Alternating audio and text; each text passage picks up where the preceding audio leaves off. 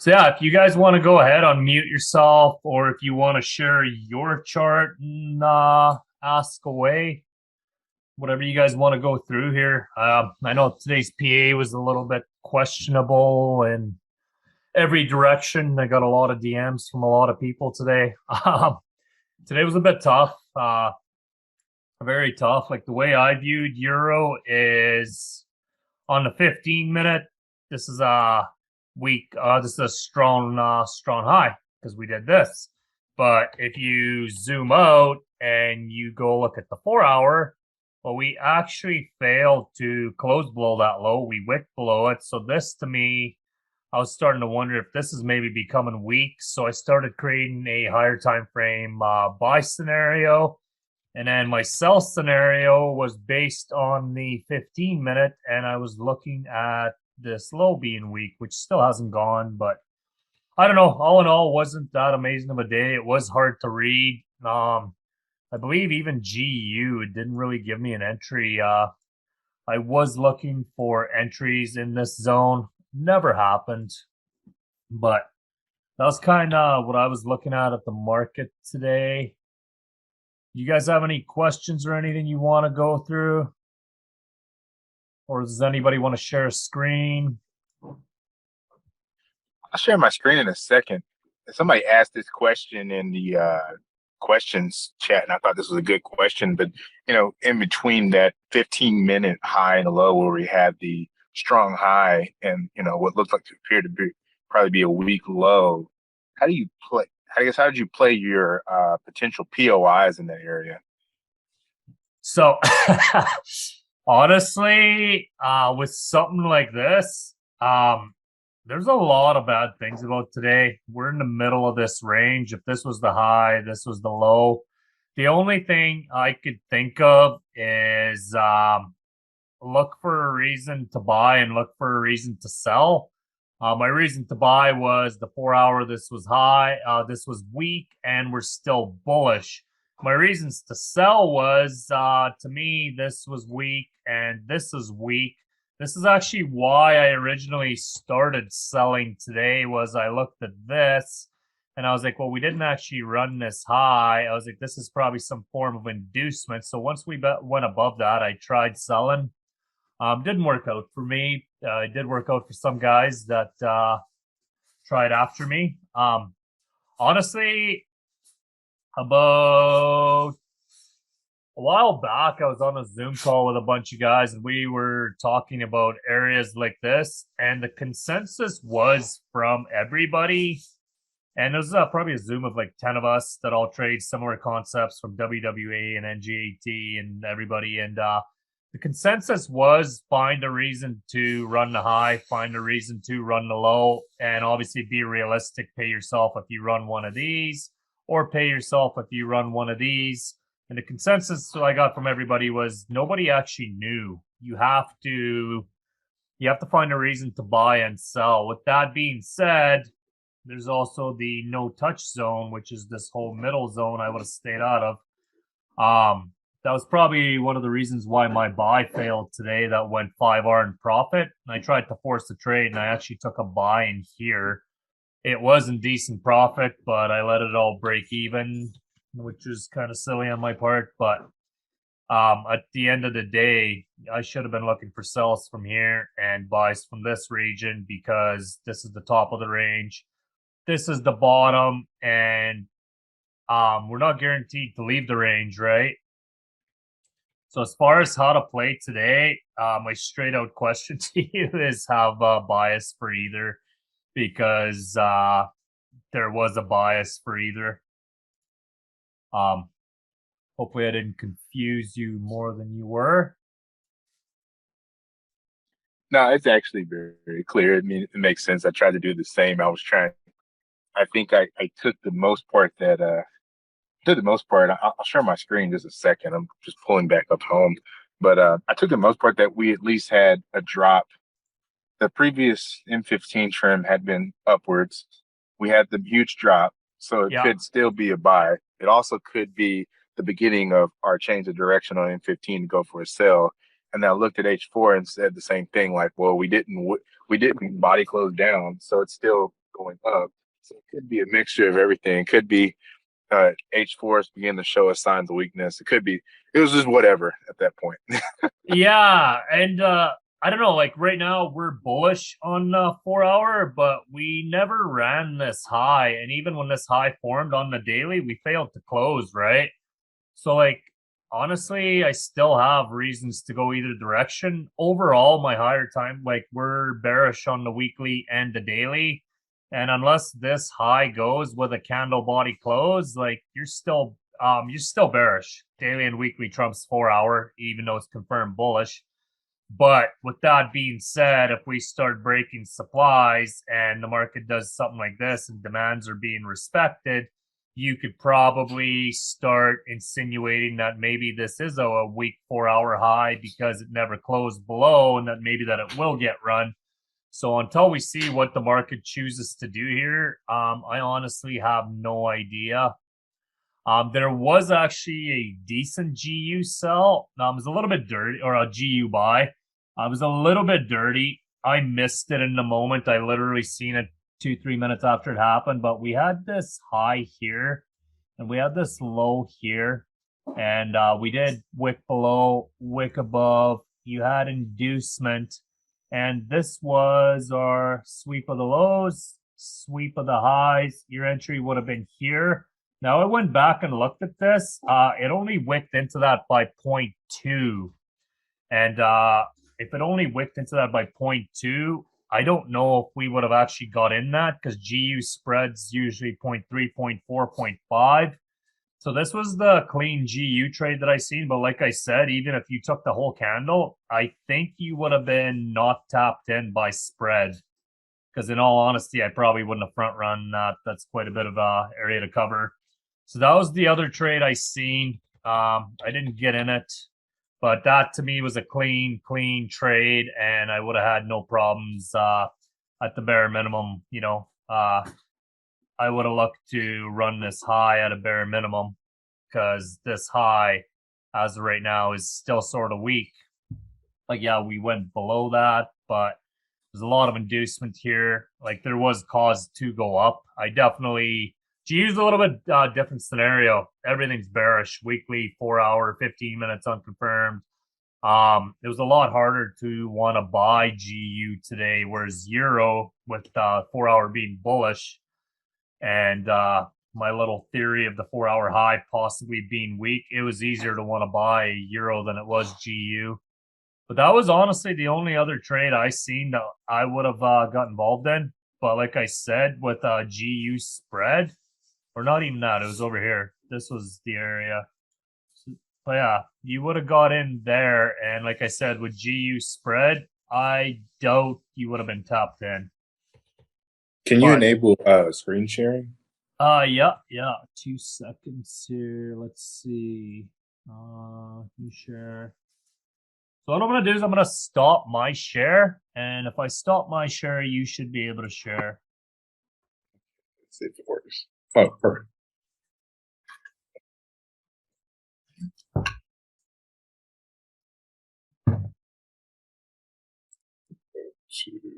Where's training? So to G. What I saw. Does the red and the green bother you? Do you find it gives you anxiety at all when a bunch of red goes down, or that doesn't bother you at all? I don't know. I don't even see it, honestly. Oh man, I don't know. I tried red candles for a while, and then I changed them, and I never went back. And the other day, I tried red candles again. I'm like, man, I don't know. I just can't do it. I think I just got used to not having red candles. I see everybody else using different color candles. I'm like, one day I almost get my mind to switch, but for some reason I like the dark. I used to trade with all black candles, but I found you miss a lot of important zones with one color candles. The only good thing about it is there's a lot less emotion with one color candles. Yeah. So the first thing I saw was, like I said, for EU, I looked at 15-minute and there was a higher high, and then there was our our lower low. And so I tried to pull this breaker. Oh, yeah. Do you stay up and trade London? Yeah. Oh, okay. I guess with Texas, it's not that bad for you. It's horrible, but I just make it work. Yeah, see, like London for me is midnight. Yeah, I wake up at midnight. It's not for the faint of heart. Let's put it like that. But I structured my day differently to do that. So Oh, okay. and so the only thing I could pull, I tried to find the only two that I had alert set up for, if it came all the way up here, but I didn't really think that it would. So I tried to wait for this breaker block to be touched, and then I was kind of confused of what to do in this area, simply because I saw, like, I was just waiting to see if it broke some like internal movement, which is what it did. And so once it tapped in here, I looked for my demand right here, and I pulled this last demand, giving my chalk from, let's see, giving me a chalk. And then I pulled this reaction zone here. I put my stop. I do market execution. So I wait for a V-shaped recovery to come into our flip zone. And so I pulled this, put my stop behind here. Luckily, got me before it came up here, and was able to catch it before it made its strong move right when it opened to London.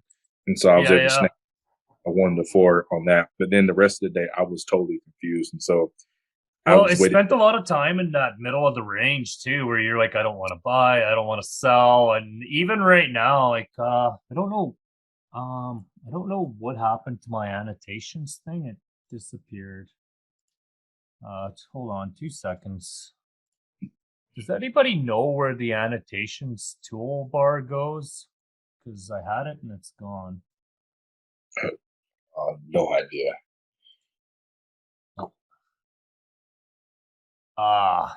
Anyway, what I was gonna say was that low at around 13,100. That ultimately was the low I wanted to run, because that's to me that's weak, and it looks like it's almost there. And that was kind of what I was looking at today.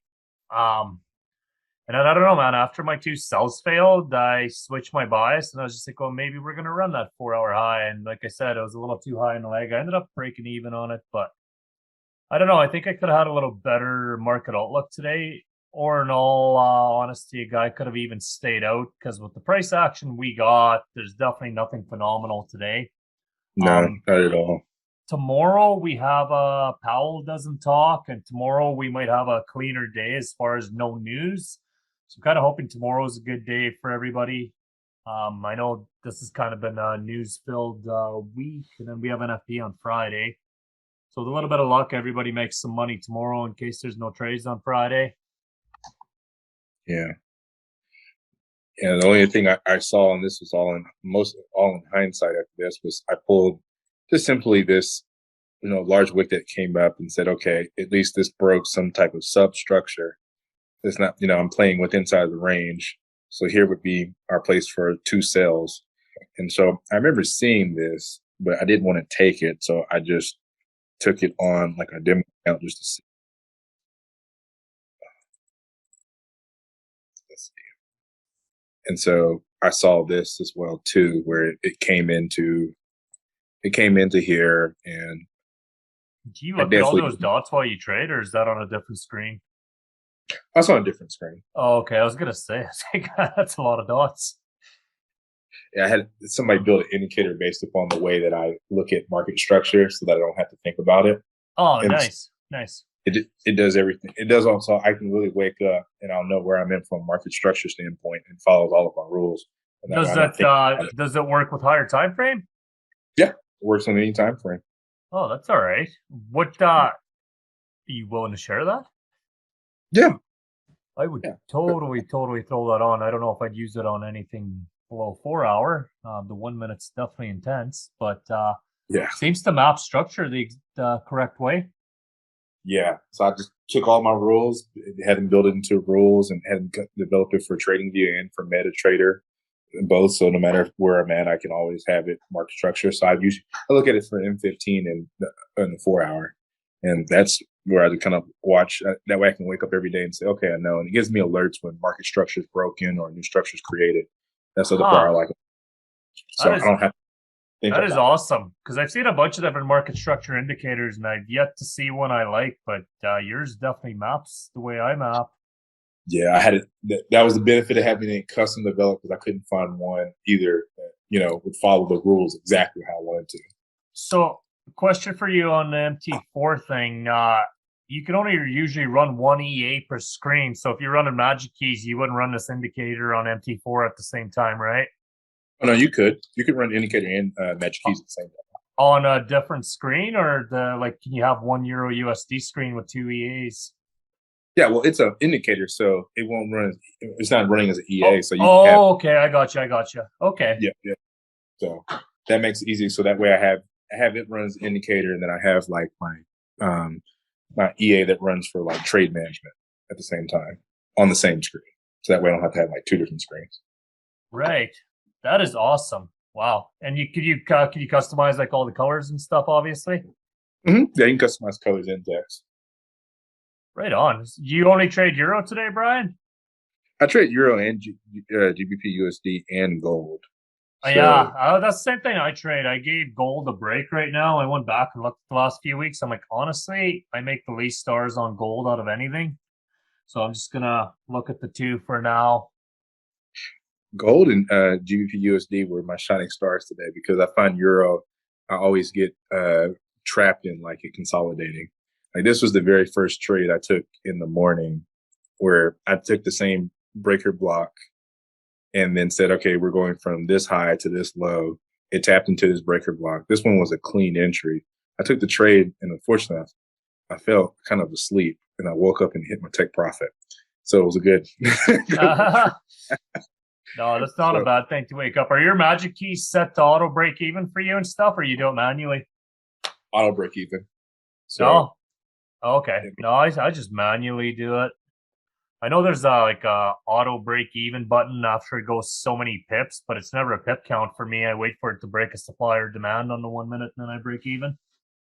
Yep. I just did it after about 2R. I had it go to break even. Usually, I think that most times it'll have already broken, just in case I don't see it. Do you partial out at 4R or anything? No, I took profit, full profit at 4R. Okay, I gotcha. It came into this. This is my last demand that pushed that. Well, this was the second last demand. Here was one, but it only wicked through, so I didn't really count that. So I was really waiting for it to break this. It broke that, so I got my change of character. I saw that it came back from this flip zone and it barely tapped in, gave me kind of some confirmation and took it. This one, it went to 1 to 10, but I had it automatic take profit at 1 to 4. And I was looking back, I'm like, dang, I wish I was still awake. I would just let it run. Honestly, like every time I go looking back at London, part of me is just like, you should just stay up for London.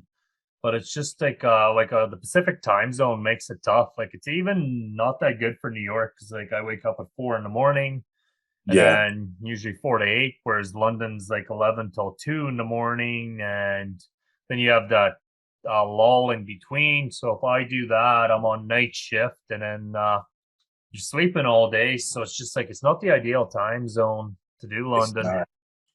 I'm so jealous of people that are in London and in just that part of the world. Period. It's like, oh my god, I take like 2 trades a week and call it a week. Right. Yeah, no, they got it pretty good in London. You can literally sit there and wait for your 12 entry opportunities, take one, and you're done for the week. Right. And the other thing I like is that GU popped in. It did come back all the way up to this high, to the last high point. And so once it tapped in there, I pulled another. Oh, this should be a breaker block. It put in another breaker block because I didn't see. It just kind of went straight down, and then I saw entry here for another 1 to 4. Oh yeah. Well, actually, this one actually went down even a lot further than I thought. Whew. So it's going. It looks like it's going to try to take out this low down here. Well, it ran the low where you would have taken profit anyway. Mm-hmm. Yeah. Like myself, I'd probably be 80% partial out if I was shorting that. I was looking for GU shorts. It just never came back where I wanted to short from. And that pair is good for that. It just goes. Yeah. Well, I couldn't really figure out most places. So I had these breaker blocks. Those were the breaker blocks. The only thing that gave me an actual second like option outside of I looked through even went down to like M10 to see if there was anything I could see here, but there was no there was just a clean drop outside of maybe these wicks right here that may end up showing like a zone on a lower time frame, but I would assume that it must be like on the 5 minute or something. But I don't use those POIs, so I only figured that I could pick this one or this breaker block, and that would be the only two places I look to sell. Yeah, if it's anything below a 10, I don't look at it either. Like I stay in that 10 to 30, and then I go with the 4 hour, and then the daily obviously is kind of tells me where the 4 hour will likely get stalled, like Euro did when it wicked above the daily, but it couldn't break it, right? Yep. And then gold was something similar, I think, if I remember correctly. Yeah. So I know we're playing between this lower high and this lower low. I couldn't find anything outside breaker block. It came and tapped that. This is a hindsight entry that I saw that if I was looking to buy into my sell zone, and then it came back later to tap into back into this zone. It didn't really break anything, but it broke a substructure point at this point with just a wick. So it wasn't really like strong break. It was the only other thing that I saw that I was looking at. And I just marked up two other just hindsight entries possibly could have taken, but I was really looking for sales, especially because I went back to go look at the 4 hour too. But the 4 hour was still in a downtrend, although it looks like it's consolidating going down. And these lows, it finally kind of made a low down here, and I'm sure soon. Gold's really good for that. It'll consolidate and then wipe the lows, wipe the highs, and then go somewhere and then consolidate again, wipe the lows, wipe the highs. And gold's very it really likes its trend line liquidity. I always found with that pair. Yeah, it just gold loves to consolidate. I've come to learn that, especially the hard way. Yeah, no, it's not a bad pair. Like I said, I just went back and I looked at it, and like for a few weeks there was my highest hit rate, but then I looked, I'm just like, I get higher, way higher R's on Euro and GU. There was a 2 week period there where GU was like outdoing EU, which usually doesn't happen, but EU likes to consolidate a lot in New York, so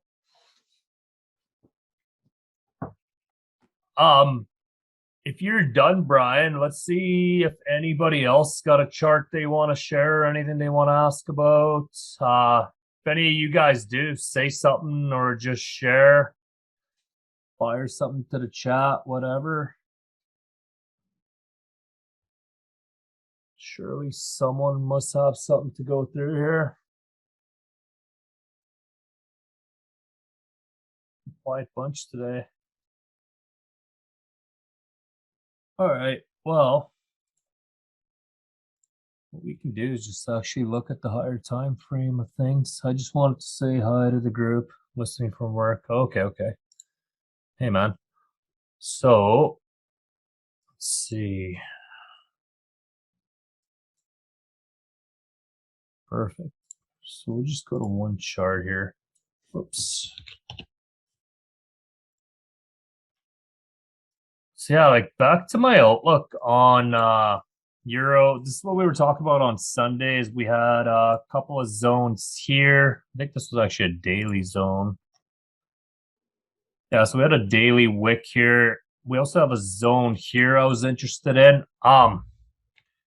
Something I'm kind of wondering, I don't know if it'll happen or not. Obviously, we're still very bearish, but if this high goes, we could see a bit of a pullback kind of into the weekly EQ, which is up here. Still waiting to see what happens. We're in this very ugly zone right now, which kind of looks like it wants to go down. So Euro did run that low finally. Took its time to do it. But yeah, so we'll have to see what London does here. I'm likely sell biased unless something changes. Euro's pretty much the same. But yeah, do you guys have any questions? I don't really have a whole lot to say aside from the little bit we talked about for what I've seen today. In all honesty, I don't know what it's going to do until some more highs go or some more lows go. We're, like I said, stuck in this middle zone. So until something changes, we'll just leave it the way it is. With a little bit of luck, though, something will happen during London. I have a question for you, Rob. Yeah, go ahead. With regards to the news release yesterday on different charts and different brokers, the wicks seem to be different. How would you map structure on the 15M and the 4M? Would you disregard those wicks? So something like I have another screen open with my MT4, and I always go off of that. Like so Forex.com's the most accurate charts that I found. I stopped using it for one reason, because the odd time I like to pull this range volume thing, and Forex.com doesn't allow for that. It's not an indicator I use often, but once in a while, let's just like anywhere you have these volume spikes can kind of help you to find POIs, and most people can find them, but this could be a bit of a helping hand. This is the only reason I switched to Oanda, but as far as what do you go with, you got to go with your broker. And Oanda doesn't seem to be too bad. I know FXCM's changed my market structure to I think it was bearish it changed me to, while Oanda and Forex.com actually stayed bullish on the 15M, and I started shorting, and it was actually, and my MT4 actually ended up lining up with Oanda and Forex.com, so that's when I banished the whole FXCM thing. I won't use it anymore. But as far as what do you go with, you got to check your broker, and every broker seems to be different. The other thing I found too is TradingView has these little anomalies that happen, and you come back a couple hours later and they fix their charts. Now, I don't know if the broker does that or TradingView does that, because every now and then the market will open and you'll see a wick like up here, but then 2 hours later it disappears. Yeah. But in all honesty, you got to go with your broker. The good thing is the daily and the 4 hour doesn't really change that much. The 15-minute, even the 15-minute right now, you have a very long ways to go to create any structure on either pair I trade right now. Yeah, that was going to be the next question. Actually, is we can't really see where the market's going to go unless we lose that low or we retest the daily high. It's probably going to be this pretty much the same as it was today until one of those things too happens. Yeah, exactly. And then it comes back to the whole thing. Like, if this is your range and that's where you're playing, you're going to be buying from here, selling from here, avoiding this middle area. So if this range expands to that tomorrow, I'll make that my high, that my low, and I'll avoid the whole middle area again. And until you have more structure to work with, or it does something along the lines of we just do this and every demand's being respected, then in theory, within reason, you can take buys.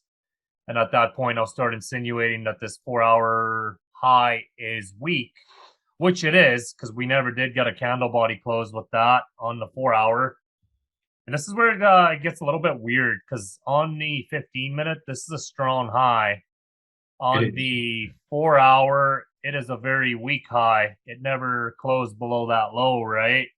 And I've always been taught 4 hour trumps 15 minutes. So that's kind of where I'm at. But yeah, it is literally the worst setup possible right now. If it keeps consolidating too, like if it keeps doing this, the thing to do is wait for it to sweep the lows and trade away from it, or wait for it to sweep the highs and trade away from it. Because a range generally gets wiped 2-3 times before we leave it. So that's kind of something that we might be able to look for tomorrow, right? If this stuff continues, we want to see either this side taken or this side taken. And once one of the sides is taken, target the other one. Ranges could be a bit tough to play. You just can't get greedy on them. Target your nearest high, target your nearest low, take heavy partials, leave a little runner on. That makes any sense.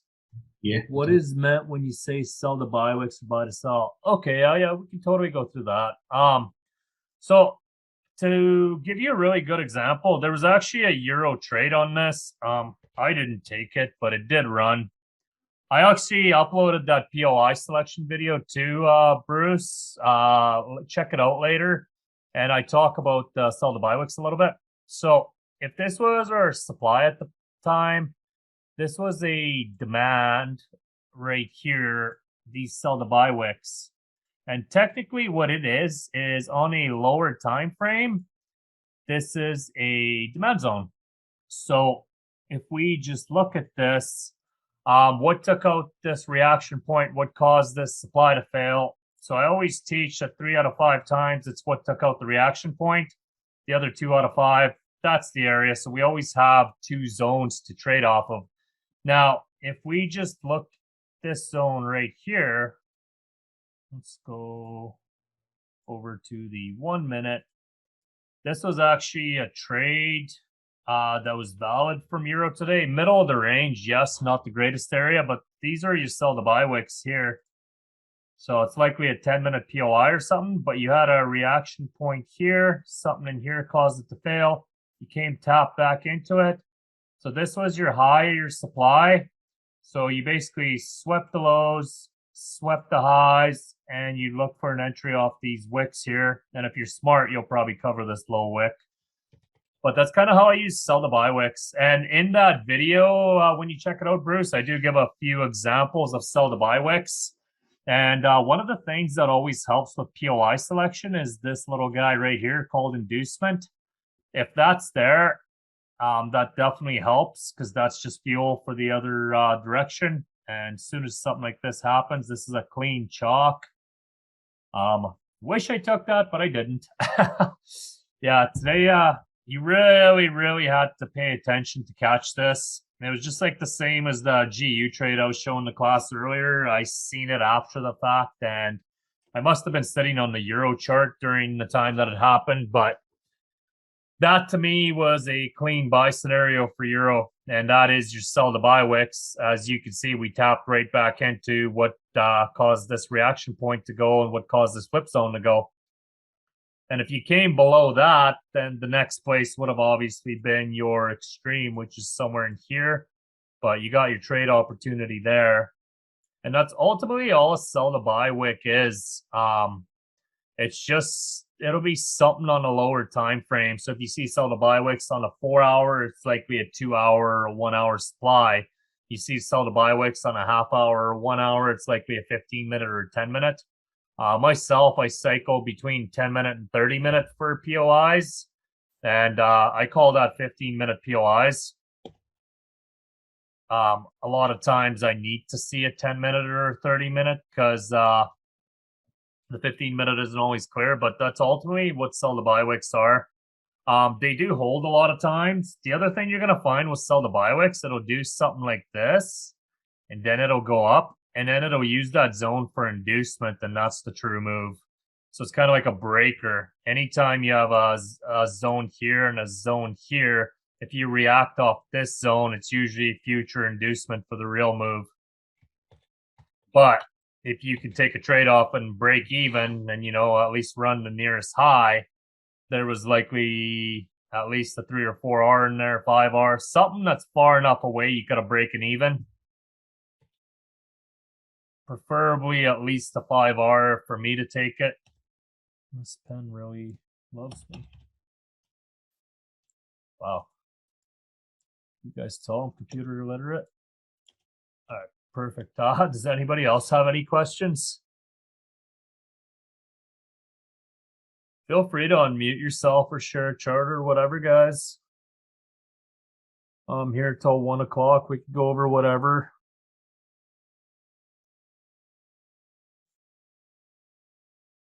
If not, I'll probably just end the meeting early, and I imagine these will start running a little longer as more people start showing up. So one last go around. Does anybody have a question or a chart they want to share? Because if you do, I'm all yours right now.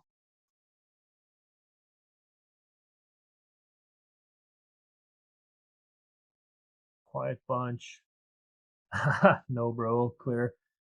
Okay, well, we'll end it here, guys. If you do think of something you forgot to ask, just ask in the Discord, share a chart. If it's something complex, I prefer seeing charts.